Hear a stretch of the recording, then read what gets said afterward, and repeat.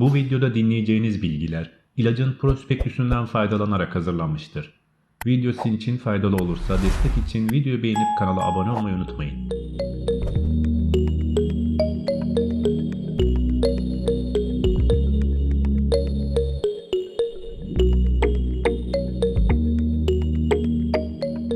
Kas iskelet sistemi ilaçları grubunda yer alan Muscoflex Duo tablet, 14 tablet içeren karton ambalajlarda sunulmaktadır.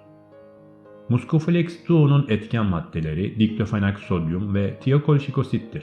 Her bir tablet 75 mg diklofenak sodyum ve 8 mg tiakolşikosit içerir.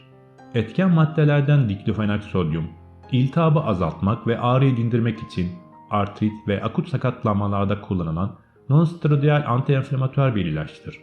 Etken maddelerden tiakolşikosit ise anti-enflamatuar ve analjezik etkileri olan bir kas gevşeticidir. Muscoflex Duo tablet nedir, ne için kullanılır?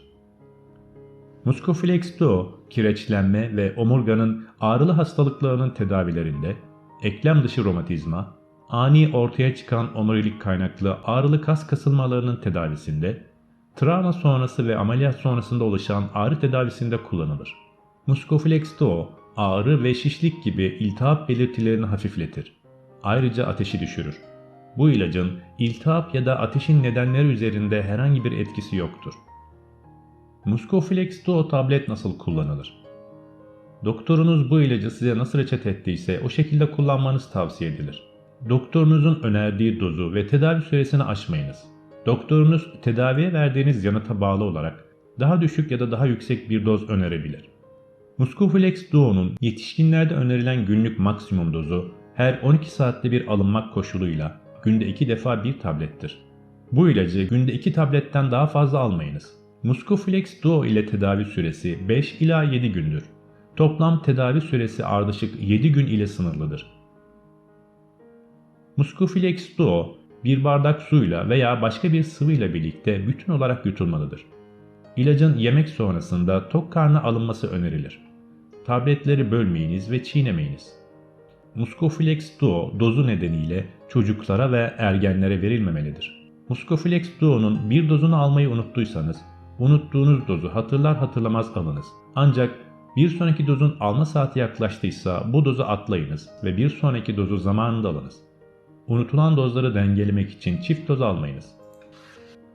Muscoflex Duo tableti kullanmadan önce bilinmesi gereken hususlar şunlardır.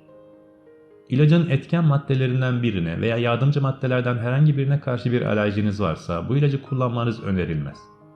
Mide ya da bağırsak ülseriniz varsa, şiddetli böbrek, karaciğer hastalığı veya ağır kalp yetmezliğiniz varsa, hamilelik ve emzirme dönemindeyseniz, 18 yaşından küçükseniz, kas veya kasların görev yapamaması durumu varsa, kas güçsüzlüğünüz varsa bu ilacı kullanmanız önerilmez. Bu ilacı kullanan bazı hastalarda nadir olarak görme bozuklukları, sersemlik ya da uyku hali gibi yan etkiler görülebilir. Bu tür etkilerini fark ederseniz araç ve makine kullanmak gibi dinç ve uyanık olmayı gerektiren aktivitelerde dikkatli olmalısınız. İçeriğindeki sukrozdan dolayı eğer daha önceden doktorunuz tarafından bazı şekerlere karşı dayanıksızlığınız olduğu söylenmişse bu ilacı kullanmadan önce mutlaka doktorunuza bilgi veriniz. Muscoflex Duo bazı ilaçlarla etkileşime geçebilir. Muscoflex'i kullanmadan önce hali hazırda kullandığınız diğer ilaçları mutlaka doktorunuza söyleyiniz.